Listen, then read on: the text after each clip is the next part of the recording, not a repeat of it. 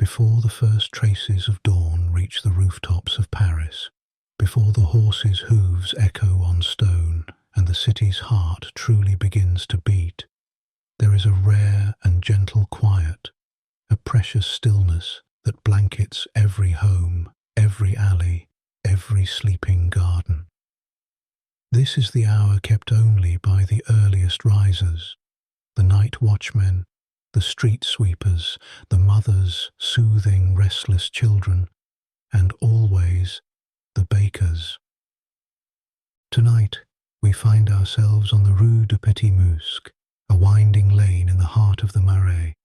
Here, tucked between the dark outlines of narrow townhouses, stands the home and shop of Monsieur Jacques Leclerc.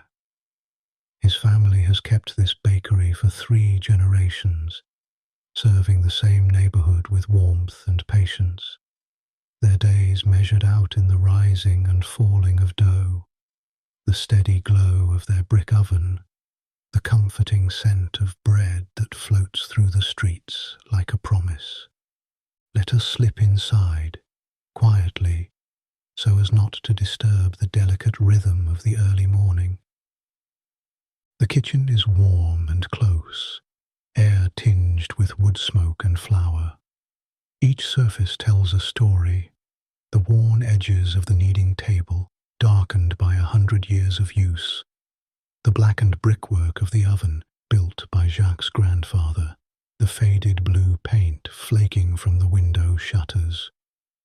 In the corner, a sack of rye flour leans against a basket of apples meant for the next day's tart.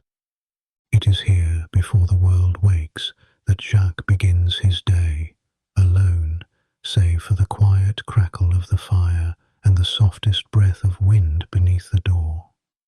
It is a ritual as familiar as his own heartbeat, a meditative journey through the first steps of bread making that anchors his mind and soothes his spirit. There is no haste in these moments. Jacques knows the hours ahead will be busy, filled with the needs of neighbors and friends, but for now, time stretches out before him, as gentle and forgiving as a summer stream. He moves slowly, deliberately, selecting the finest flour from a wooden bin and letting it sift between his fingers, a fine, soft cloud that drifts in the amber light. He weighs the flour not with scales but with his hands, practiced from years of repetition. For today's first batch, he chooses a blend of wheat and rye, just as his mother taught him, knowing the subtle tang and hearty texture will be a comfort to those who seek his bread on cold mornings. Into a wide bowl he pours water, drawn fresh from the courtyard well the evening before. The water is cool and clean, carrying the faintest mineral tang of Parisian stone. He sprinkles in a pinch of grey sea salt, harvested from the coast of Brittany and brought by traders to the city's bustling markets. The salt crystals catch the candlelight, sparkling for an instant before dissolving into the mix. Next, Jacques reaches for the soul of his bread, the levain or sourdough starter, resting in a crock beside the stove. It is alive in a way that few things in this quiet kitchen are, the product of wild yeast gathered from the air and nurtured for years. This starter is more than an ingredient. It is a companion, a memory, a lineage. He stirs it gently, listening for the soft bubbles that whisper of fermentation, of life. The levain is mixed with the flour, water and salt, and then the real work begins. Jacques pours the mixture onto the table, and with both hands he folds and presses and stretches, coaxing the dough into being. The act is slow, unhurried, hypnotic, a kind of silent prayer that binds him to the day, to his craft, and to the many hands that have done the same before him. With every fold and press, Jacques senses the dough's gradual transformation. At first it is sticky, unpredictable, occasionally chaotic tangle of flour and water, not yet bread, not yet anything. But as he works, it changes.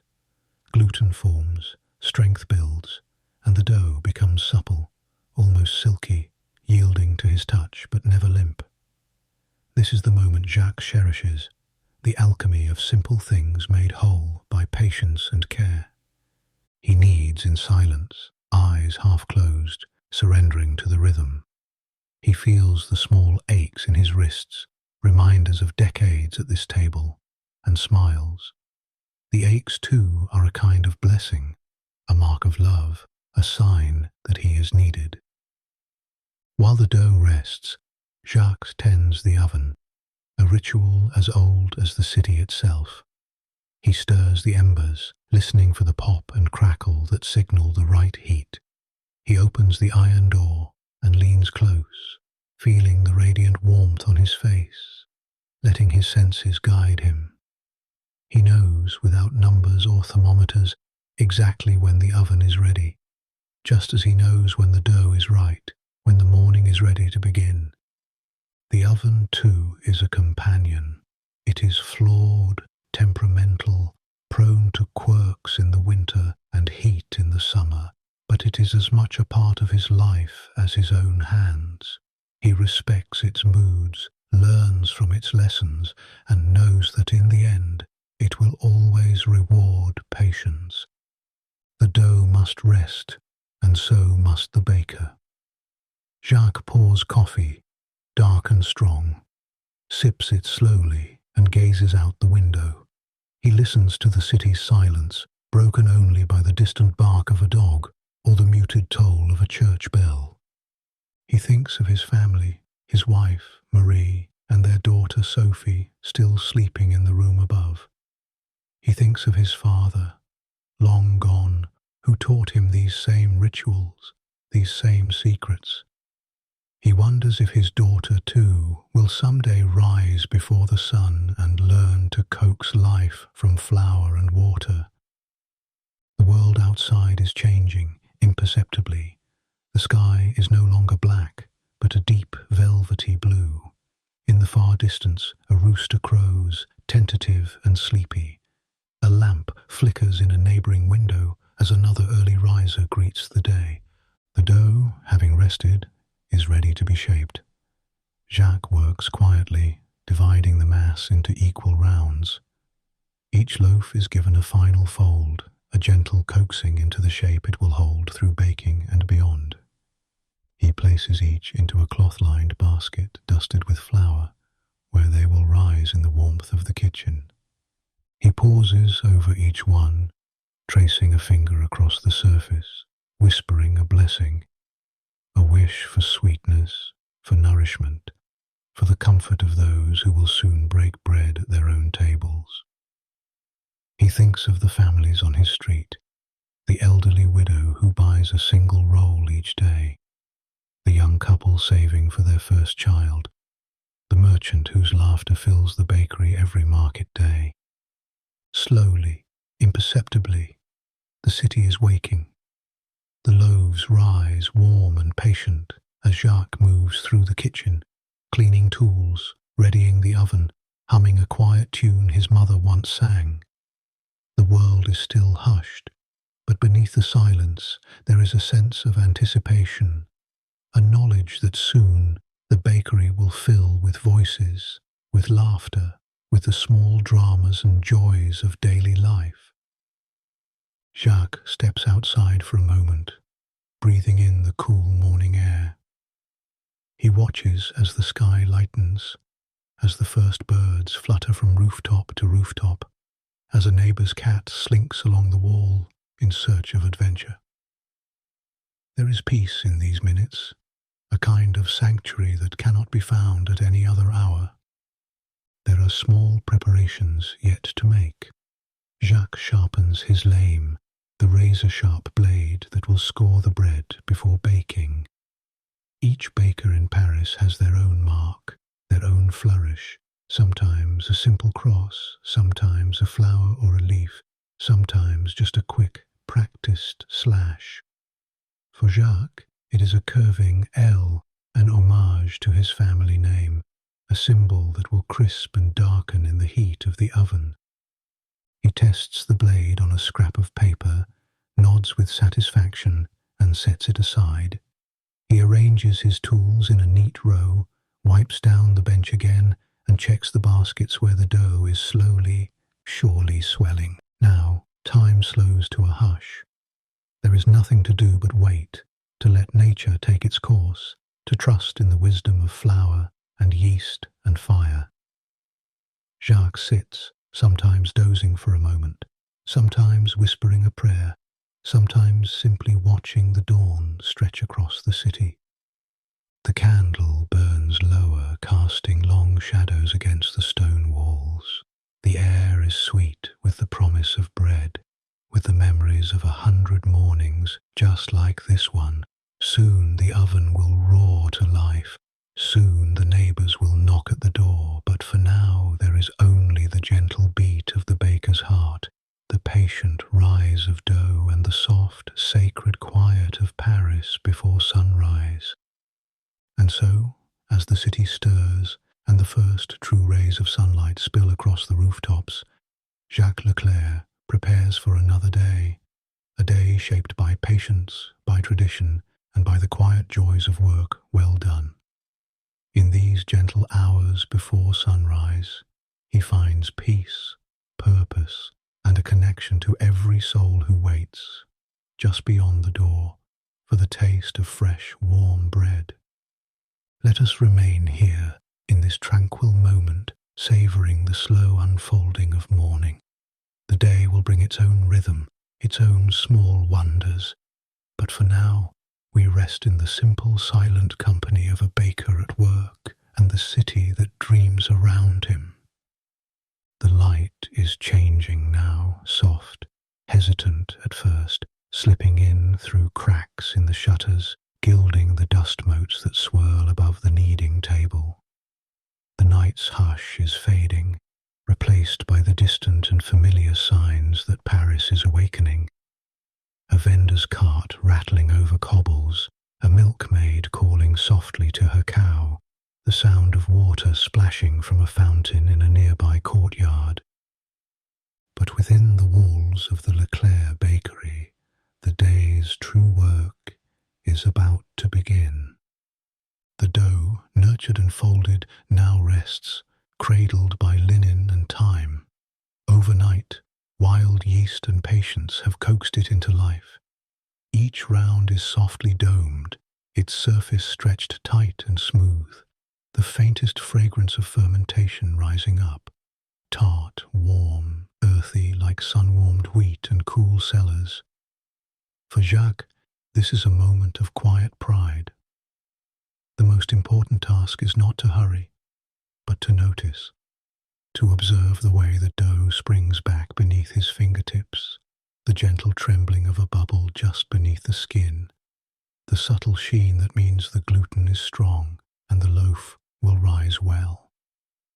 He gently removes the cloths, folding them and setting them aside for tomorrow. His hands, large but gentle, cup the dough as if it were something delicate, alive. In a world that often values speed, here everything is guided by patience, a lesson passed down from his father and his father before him. Shaping the bread is a ritual, not a task. The dough is eased from its basket, its sides gently coaxed free from the cloth. Jacques lifts it, feeling the living tension beneath the skin, the resilience that comes only from well-tended starter, patient kneading, a careful hand. On the workbench, he scatters a dusting of flour, just enough to keep the loaves from sticking, not so much that they lose their shape. He cups each round in his palms, giving a subtle twist to tighten the surface, forming a seam beneath. He knows, without thought, just how tight to make it, how much to trust the dough's own will. Now comes the baker's signature. The lame, a slender, razor-sharp blade. He makes a single fluid stroke, a graceful L along the surface. This isn't just for beauty. The cut controls the way the bread expands in the oven, the direction of its final bloom. It also means something to the neighbors, a mark of craftsmanship, a promise that what's inside is honest, nourishing, and made with care. The oven has its own life, its own moods. Built by hand, repaired 100 times, its bricks are thick and uneven, stained by decades of use. Jacques listens to the sound of the fire, the way the wood pops and crackles, the subtle shift in heat as he opens the door. He has no thermometer, no timer, only the wisdom in his bones, the way his skin prickles at just the right temperature, the scent that tells him the moment is near. He tosses a pinch of flour onto the oven floor. If it smokes and turns brown in a breath or two, the heat is true, the time is right. Jacques smiles, always the same small smile, no matter how many loaves, how many mornings.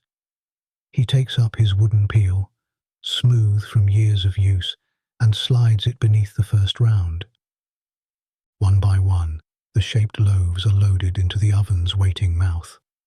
The door closes with a low thud, and within, the transformation begins, a miracle as old as fire itself.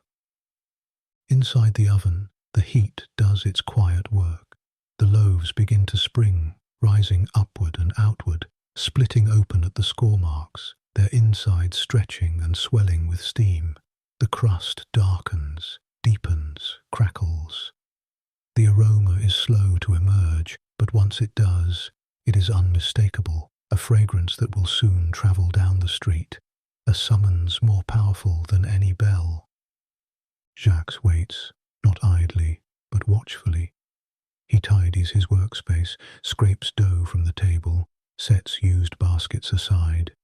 He sips his coffee, now almost cold, listening to the gentle hisses and soft thumps from within the oven. The world outside grows brighter, colours shifting from blue to gold as the sun finally lifts above the city. On the Rue du Petit Musc, the bakery's gentle metamorphosis is mirrored by the world outside. Neighbours open their windows to test the air, children yawn and rub their eyes, cats stretch, arching their backs on stone sills. The first scents of baking bread drift out, caught by a breeze, winding through alleys and into open homes. People begin to gather, not in a rush, but with the slow confidence of tradition. They know the hour by the aroma, the subtle signal that another day is beginning. In this city, bread is not just food, it is a bond, a comfort, a small reminder that the world, for all its troubles, remains rooted in simple, daily acts of care. The first batch is nearly ready. Jacques crouches by the oven, peering into the glowing heart. He knows what to look for, the colour, the sound, the weight. He taps a loaf with his knuckle. It sounds hollow, light. He listens for the faint music of crust cooling, the whisper of steam escaping. There is a kind of reverence to this moment. He removes each loaf with care, setting them on wooden racks to cool. The sound is quiet but satisfying, an exhale, a soft sigh, a settling. The kitchen is filled with steam and warmth, with the glow of accomplishment that comes from making something real, something good, something meant to nourish and comfort. The first loaves rest, cooling in the draught from the open window. Their crusts crackle softly as they settle, releasing steam and scent into the world. Jacques watches them, always a little in awe. Bread is never guaranteed. Every batch is a conversation between the baker and the world. Weather, flour, yeast, fire.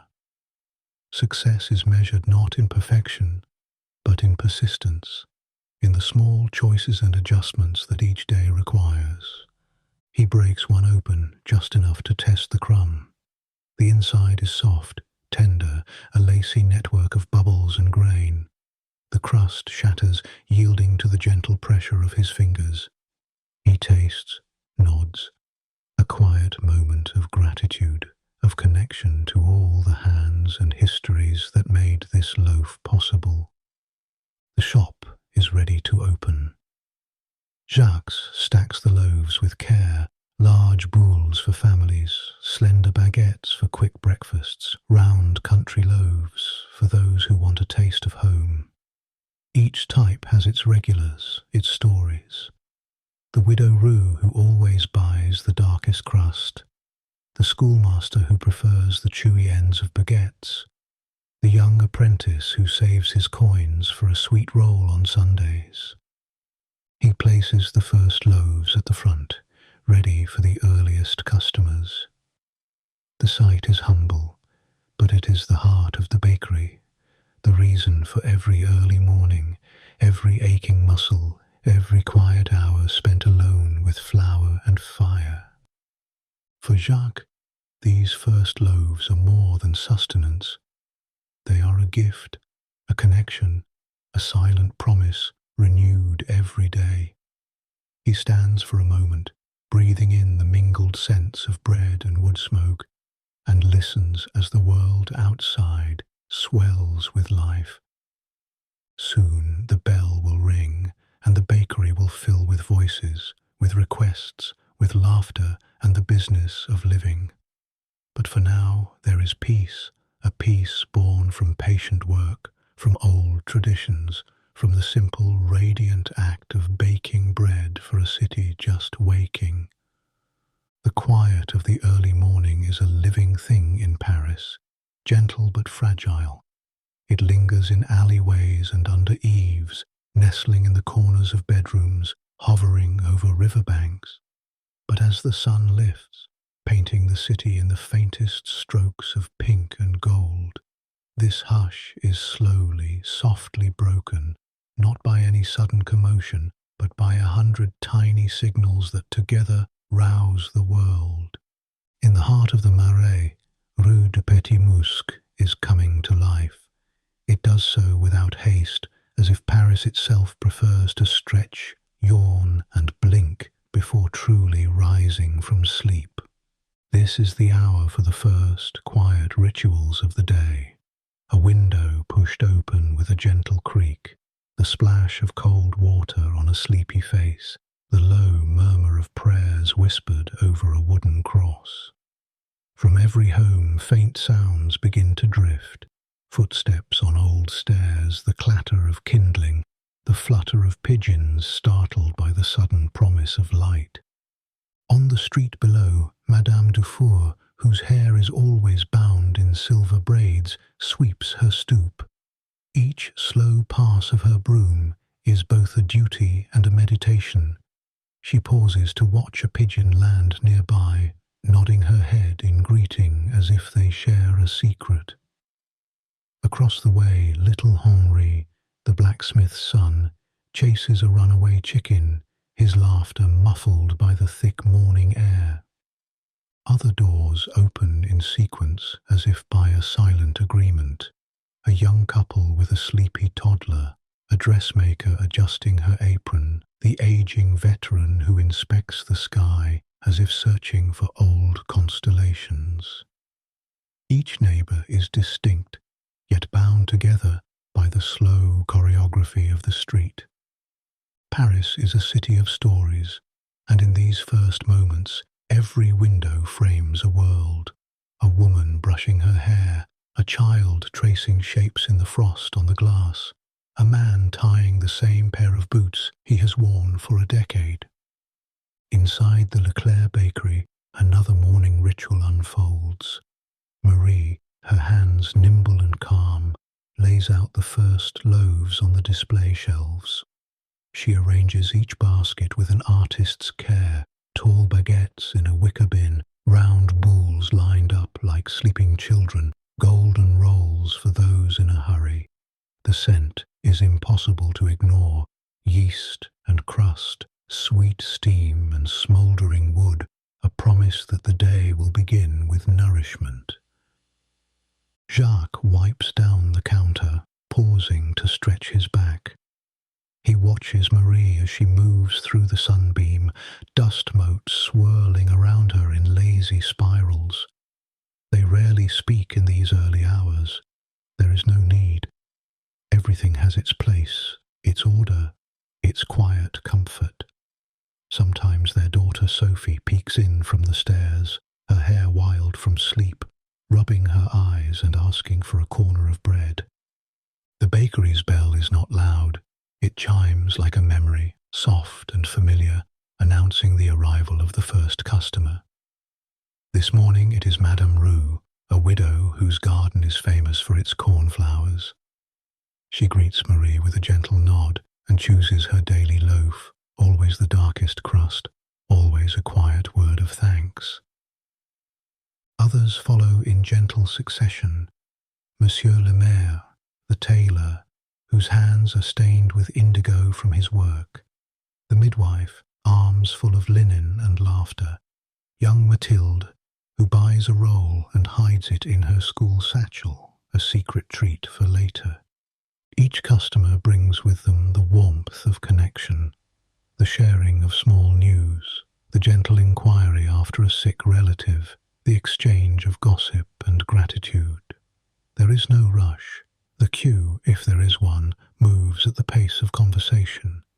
In the Leclerc bakery, everyone is a neighbour, even those who are strangers. Outside, the world grows brighter, busier, but not yet hurried. At the end of the street, market stalls begin to bloom. The fishmonger, Monsieur Pelletier, arrives with his cart, his breath rising in clouds as he arranges his catch on crushed ice. Nearby, the flower girl, little Eloise, not more than 8, piles violets and peonies into buckets, her fingers stained with green. There are greetings here too, a wave, a smile, a word in passing. The vendors know their regulars. Which old man wants only apples with no blemish? Which young mother asks for extra carrots? Which couple comes for fresh herbs and stays to chat? The market is not merely commerce, it is the daily weaving of the neighbourhood's fabric. The city's soundscape grows by degrees, never all at once, but like a symphony building from a single note.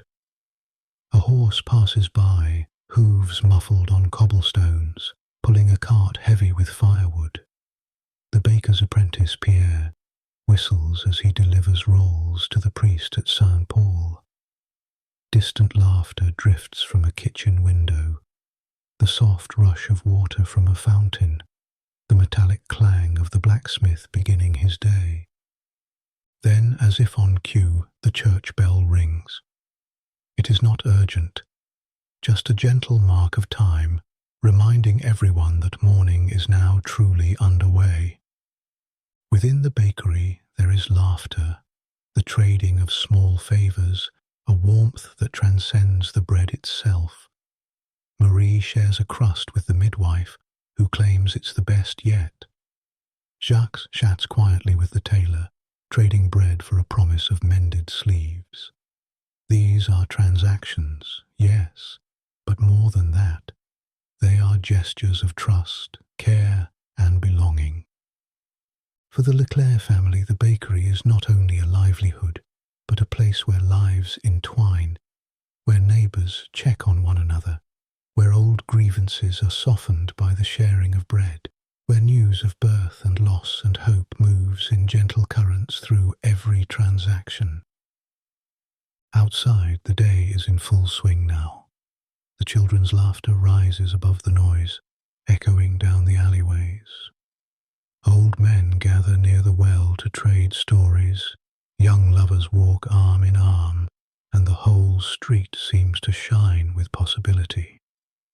The baker stands at the door, apron dusted with flour, and watches the morning unfold. He is proud, but quietly so. Each loaf sold, each greeting exchanged, each face seen and remembered, adds to the quiet richness of his life.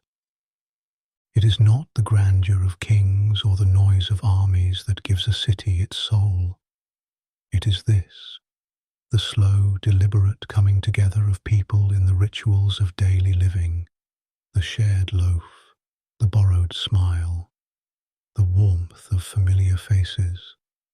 And so as the city awakens, the true pulse of Paris is revealed, not in shouts or clamour, but in the gentle, unhurried rhythm of the everyday. Here, in the Leclerc bakery and on the cobbled streets of the Marais, life unfolds like the breaking of bread, slow, generous, fragrant with hope. The morning may bring chores and challenges, work and worry, but it begins with the sharing of bread, with the meeting of neighbours, with the quiet certainty that, for another day at least, all is well in this small corner of the world. Let us rest here for a while, in the warmth of sunlight and companionship, listening to the city's slow song and gathering strength for all the hours yet to come. By midday, Paris has settled into its first hush. The great engine of the city, wound up by the energy of the morning, slows to a patient, steady tick. Markets are quieter now, their first produce sold. Church bells have rung the hour, their echoes faded. In kitchens and courtyards, housekeepers and tradesmen pause to wipe their brows, to sit and breathe, to eat what they have earned with the morning's labour. Inside the Leclerc bakery, the change in rhythm is almost palpable. The clang and chatter of early customers has faded into a gentle background of street sounds, footsteps, the distant call of a peddler, a child's laughter carried on a breeze. For Jacques and Marie, it is a time for simple rest, for small pleasures savoured without rush. The kitchen is filled with soft, drowsy light. Marie sits at the old table, a bowl of bright green peas in her lap. Her hands move with practised grace, splitting pods and running her thumb along the seam to loosen the peas, each one falling with a faint tap. She hums, just above a whisper, a song from her childhood, half melody, half memory. Now and then she glances at the window, where Minette, their grey tabby, lies stretched out and dreaming. The cat's fur catches the sunlight, her ears twitching at the sounds of the street. There is no hurry here. Each pod is its own small world, each handful of peas a reminder that midday is meant for rest and reflection, not for worry or work. At the sink, Jacques turns the final bread pan in his hands, watching the sunlight glint off the water as he rinses and stacks each piece. The task is not glamorous, but there is pleasure in it, a satisfaction in clean surfaces, in order restored after the controlled chaos of the morning bake. He thinks, as he often does at midday, of how many pans he has scrubbed in his lifetime. Hundreds, thousands, each one a silent marker of the days gone by, of bread given, of hunger eased. There is something deeply human in the act of caring for simple things, of bringing a battered pan back to gleaming usefulness. The Leclerc's courtyard is a modest place, a patch of earth and sky, a wooden bench beneath a cherry tree, a climbing vine offering coolness and shade. It is here, as the city grows drowsy, that Jacques likes to sit and rest. He pours himself a glass of cool water, watching the beads gather and slide down the sides. The water tastes faintly of stone and rain. The air is rich with the scent of earth, distant bread, and the wild flowers his daughter Sophie planted in spring. The family's midday meal is simple: a wedge of cheese, the heel of yesterday's bread, a handful of peas tossed with mint, perhaps a slice of tart if Marie has baked one. There is little talk at first, just the soft sounds of forks on plates, the gentle clink of glass, the muted symphony of a house at ease. Lunch is a time for restoration, not for ceremony. Marie, her chores paused, savours each bite, her mind adrift in thoughts of home and garden, of Sophie's growing independence, of Jacques' steady hands.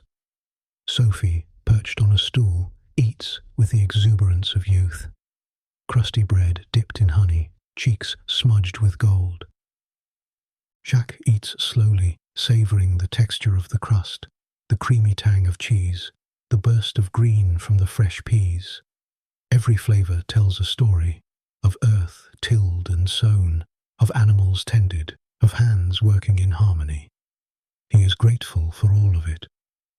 For a brief moment, laughter fills the kitchen, a bright sound echoing off the stone walls. Sophie, always watching, always learning, delights in making her parents smile. She points to Minette, sprawled like royalty on the window ledge, and declares that the cat must have eaten half the morning's bread. Marie giggles, a sound so rare and lovely that Jacques' heart lifts. He remembers his own childhood, the way laughter seemed to colour even the most ordinary days, and silently hopes that Sophie's memories of this house, this table, this sunlight will be just as warm. As lunch ends, time seems to stretch and soften. Marie, content, hums as she clears the plates. Jacques stays seated, lost in the play of light and shadow on the courtyard wall, the soft drone of bees among the wildflowers. It is a time for quiet thought, for letting the mind wander down old, familiar paths. Outside, the city's noise recedes even further. A church bell in the distance marks the half-hour, a lazy, languid sound. In some houses, neighbours nap, curtains drawn against the heat. In others, children play quietly, their voices rising and falling like birdsong. Sophie escapes to the garden, curiosity leading her as always. She crouches among the tall grass, watching a ladybug crawl across her finger, marvelling at the tiny world hidden in plain sight. Childhood, for her, is a string of such discoveries, each bug and blossom a new adventure, each moment a universe unto itself. Marie watches from the window, a smile softening her features. She remembers her own girlhood afternoons in a much different Paris, before the city grew so vast, so complicated. She finds comfort in the sameness, the rituals of care, the turning of seasons, the sun-warmed afternoons that repeat, year after year. Jacques, seeking a rare moment of solitude, sits beneath the cherry tree, a battered book of psalms in his hands. He does not read for study, but for the comfort of repetition, the same lines, spoken quietly, as his father and grandfather once spoke them. The bench is cool and shaded, the wood creaking softly as he shifts his weight. He lets the words rise and fall, mixing with the hum of insects and the rustle of leaves. He is not a man of many words, but here, in the quiet of midday, he feels his heart open, his burdens lighten, his gratitude grow. Marie joins him, carrying a jug of water and 2 simple earthenware cups. They drink in silence, the only sound the soft tap of cup on stone, the distant laughter of their daughter. Between them, no words are needed. The shared quiet is its own blessing, a bond forged not in talk, but in presence. They watch the sun shift through the leaves, the patterns changing every minute. Marie places her hand on Jacques', her touch gentle, grounding. For a moment, the world outside their garden, their street, even their city, feels very far away. Time, in these golden hours, is both vast and intimate. Each second is stretched by sunlight and silence, by the certainty of being together. Sophie writes her name in the dirt with a twig, her brow furrowed in concentration. Minette, always the opportunist, finds a new patch of sun and curls into sleep. The bakery stands quietly behind them, a place of work, yes, but also a sanctuary. It holds the sounds of laughter and song, the smells of bread and earth, the touch of hands working, giving, loving. All over the city, similar scenes unfold. Lives paused, breaths drawn, hearts at ease. The market is shuttered until evening. The river, glimpsed in the distance, glows beneath the sun. The air itself seems to rest, heavy and golden. This is the heart of midday in Paris. Not the clamour of progress or the demands of ambition, but the quiet celebration of simply being, of sitting, sharing, loving and letting go. A pause, a blessing, a promise that when the world turns again and the city stirs to life, there will be energy to meet whatever comes. Let us linger in this moment, between morning's rush and afternoon's return, letting the peace of midday settle into our bones. The Leclerc family rests, as does the city, the world holding its breath in gentle anticipation. And as we drift in the warmth of this pause, we are reminded that life, in all its striving, is sweetest in these simple, shared silences. Let your mind rest here in the shade of the cherry tree, in the laughter of a child, in the soft, golden hush of Paris at midday. The rhythm of Paris sways once more. The world, having tasted the sweetness of rest, begins to stretch and move. The hush of midday thaws into motion, but the pace is patient, never hurried, never harsh. Shadows lengthen across cobblestones. Light dapples through leaves. The air is tinged with a new freshness, as if the city, having exhaled, is ready to breathe in again. For the Leclerc family, this is the hour of gentle obligation, of small chores and simple pleasures that knit their days together like threads in a tapestry. Each errand is an opportunity for kindness, each task a chance to weave a little more comfort into the fabric of daily life. Jacques turns his attention to the business of the afternoon, balancing the accounts, counting the day's earnings with practiced hands, and making notes in his ledger. Numbers march across the page in careful script, a silent record of every roll and loaf, of every neighbour greeted and every story exchanged. He takes quiet pride in the simple act of keeping order. Each coin is a memory, the widow's single sou, the merchant's silver, the apprentice's carefully saved centimes. He pauses now and then, letting his mind drift to the faces behind the figures. There is more to prosperity than the sum of coins, a truth every baker knows. Marie's hands move gracefully from task to task. She folds fresh cloths for tomorrow, sweeps stray flour from the work table, rearranges the last of the day's bread so that it looks inviting, even as the shelves begin to empty. There is comfort in repetition, in the knowledge that each act of care, however small, is a gift to her family, her neighbours, herself. She hums a quiet tune, lost in the slow dance of chores, the sunlight warm on her back. She thinks of her mother and grandmother, whose lives were measured by similar motions, similar days. Sophie, eager for purpose, is sent on a small adventure. With a fresh loaf tucked into her basket, she sets out for Madame Blanche's house. Jacques crouches to meet her eyes, tying her shawl snug and giving quiet advice. Walk carefully, mind the crossings, greet Madame politely, return by the garden path. These simple errands are, for Sophie, a grand journey.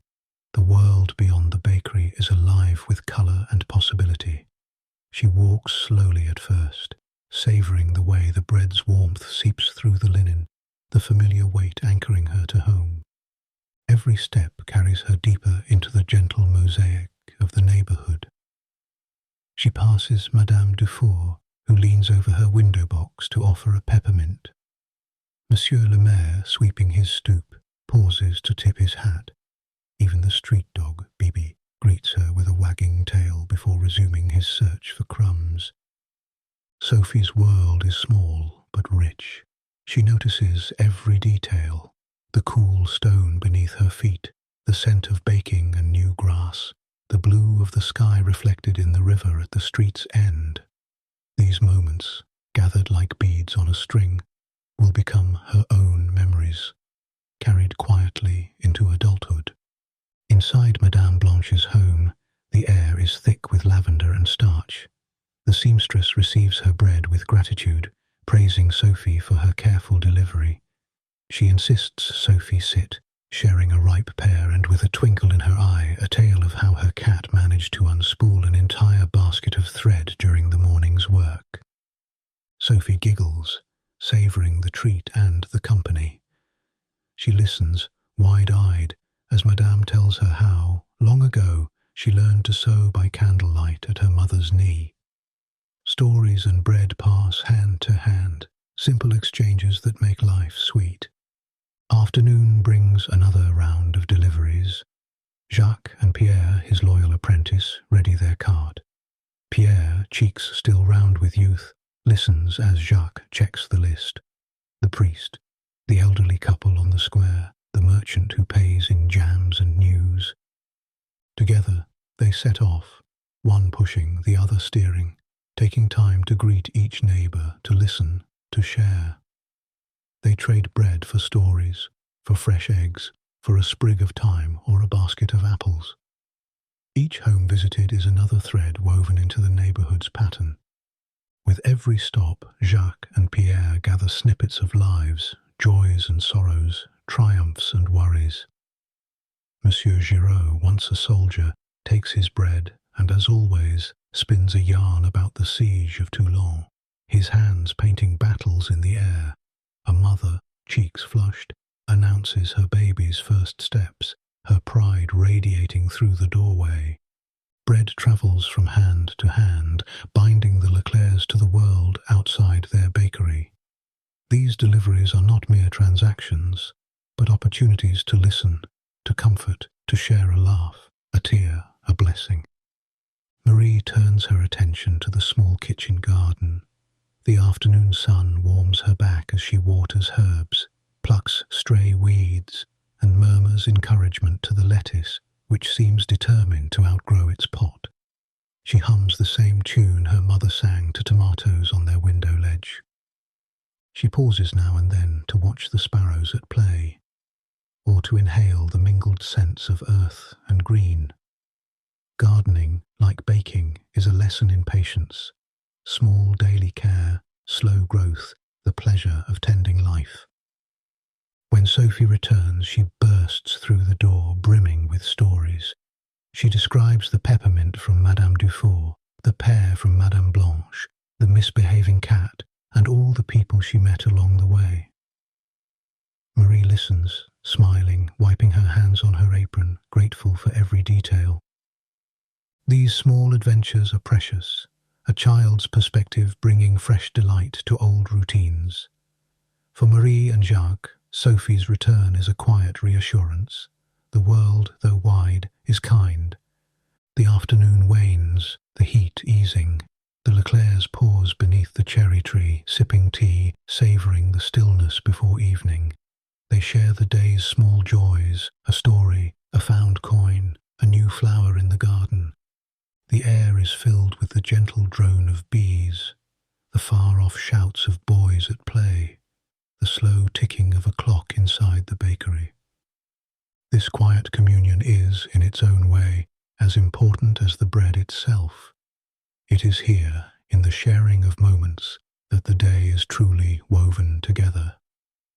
As afternoon fades, the city begins to slow once more. Light slants low across the rooftops, and windows shine like lanterns. The bakery's shelves are nearly bare, save for a few rolls, soon to be given away to children or neighbours in need. Inside, the Leclercs tidy up, voices low and warm. Pierre sweeps the floor, humming. Marie folds linens and counts spoons. Jacques, by the door, watches the street as the day exhales, content that their small corner of the world has been well cared for. All across the neighbourhood, similar scenes play out. The flower seller tucks away the last of her violets. The shoemaker shoulders his bag of tools and whistles his way home. Children lend small hands to large chores, their laughter echoing in the golden light. Neighbours meet at the well, sharing jokes and gossip, the day's troubles softened by companionship. Everywhere the city is knit together by kindness, by care, by the comfort of the ordinary. At last the bakery grows quiet. Minette, queen of the windowsill, stretches and settles in a patch of sunlight, dreaming of butter and mice. A single candle flickers in the kitchen, its golden glow dancing on the walls. There is a sense of fulfillment, of a day well lived. The chores, the errands, the laughter, and the stories all come together, settling gently over the home like a blanket. In these last moments before evening, the Leclerc family rests. The world outside the bakery's door is quiet, peaceful, softened by the knowledge that every small joy, every humble task, every kindness offered and received matters. It is in these little things, the bread shared, the errands run, the smiles exchanged, that happiness is most often found. Let us rest here a while, in the hush of afternoon, gathering the peace and sweetness that will carry us gently toward the close of day. As afternoon recedes, Paris enters its gentlest hour. The rush of day ebbs, replaced by a soft, thoughtful quiet.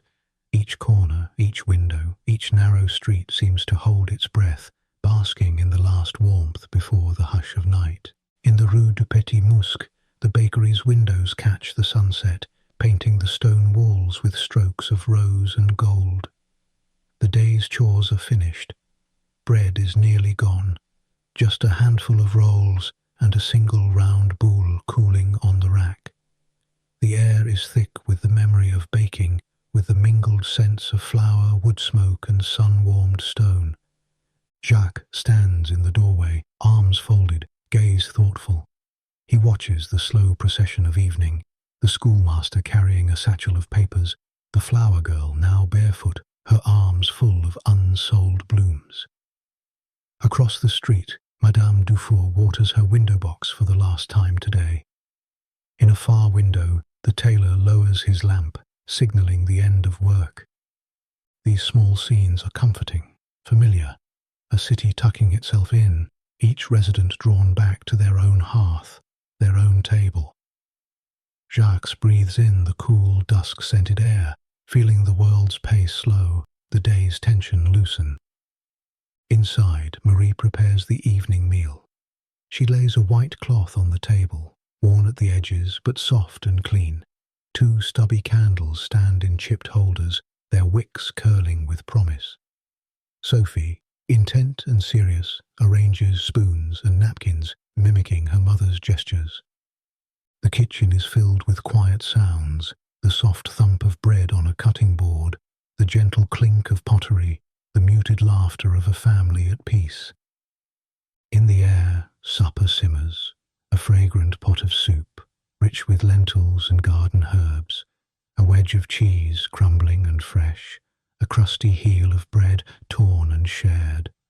The meal is humble, but the warmth and the light make it precious. Supper is a quiet ritual, a time to gather the day's scattered pieces and draw close. Jacques bows his head, murmurs a simple grace. Marie ladles soup into bowls, steam swirling in the candle's glow. Sophie dips her bread, cheeks flushed from the day's adventures. They talk, not of grand matters, but of small, important things. The taste of the honey, the antics of Minette, the new flower blooming in the garden. Outside, the street grows quieter, the city's daytime voice replaced by the hush of evening. Each spoonful, each gentle laugh is a thread in the tapestry of home. In these moments, the world feels perfectly contained, a universe reduced to soup, bread, warmth, and the gentle comfort of each other's presence. When the meal is done, Marie clears the table, stacking bowls and gathering crumbs. Sophie hurries to the window, nose flattened against the glass. watching as the sky deepens from violet to indigo, stars beginning to prick the darkening expanse. Jacques moves to the window, pausing a moment to admire the dusk. The city's rooftops are black silhouettes against the last blush of sunset. Lamps flicker in distant windows. He closes the shutters gently, the wood thudding softly, his way of tucking the family in for the night. The oven, too, is put to rest. Jacques stirs the ashes, banked against the next day's work. The bricks radiate the last of their heat, filling the kitchen with a drowsy warmth. For a moment, Jacques stands alone in the glow, thinking of the morning yet to come, of dough rising in the dark, of loaves that will soon feed his friends and neighbours once more. The care he gives the oven is no different from the care he gives his family. Both are acts of quiet devotion, small rituals that anchor him in time and place. Evening is a time for gentler pursuits. Marie mends a torn seam, her needle glinting in the flickering light. Jacques reads quietly, verses half-remembered, stories from another age. Sophie, her eyes heavy, listens with a child's faith that every word will end in comfort. Minette, the cat, curls beside the hearth, purring, a soft, steady lullaby. The room is thick with the simple music of home, the clink of a thimble, the turning of a page, the gentle rhythm of breath and heart. Night settles over Paris like a velvet cloak. The city's noises are hushed, softened by distance and darkness. Here and there a late wagon rumbles past. A church bell calls the hour, its voice trailing into silence. The bakery, once alive with the bustle of morning, is now a sanctuary, safe, quiet, still. The world outside is vast, but the world inside is enough. The Leclerc family gathers their peace, wrapping themselves in the gentle embrace of habit, of memory, of love. At last it is time for sleep. Marie lifts Sophie in her arms, her daughter already drifting, heavy and warm. Together, parents and child move through the hall, the single candle lighting their path. In Sophie's room, they settle her beneath her quilt, smoothing the patchwork fabric, brushing hair from her brow. There are whispered blessings, gentle kisses. Jacques lingers a moment, watching the slow rise and fall of Sophie's breath, the peaceful slack of her mouth. The child's sleep is untroubled, a faith born of safety, of days well lived, of the certainty of home. Back in the kitchen, Jacques and Marie allow themselves a few more moments of quiet. The last candle gutters and goes out, but the room is not dark, not really. The oven's embers glow, painting the walls with shifting shadows. In silence they sit together, hands finding each other's in the soft gloom. There is no need for talk. The language of touch, of presence, is enough. Outside, the city dreams. Within, so do they. The Leclerc bakery stands quietly, a small sturdy promise in the heart of Paris. It has seen another day begin and end, another cycle of labour and love, of bread broken and stories told. Now it rests, ready for tomorrow, for the hush before dawn, for the warmth of hands and hearth. Above, the stars wheel silently. The moon glides over the city, its light gentle and forgiving. All is calm, all is well. Let us linger here, in this gentle darkness, and carry with us the sweetness of another day's end. In the slow fade of evening, in the hush of a home at rest, may you find peace, contentment, and the quiet assurance that the world, like the best bread, renews itself each morning with love. Good night.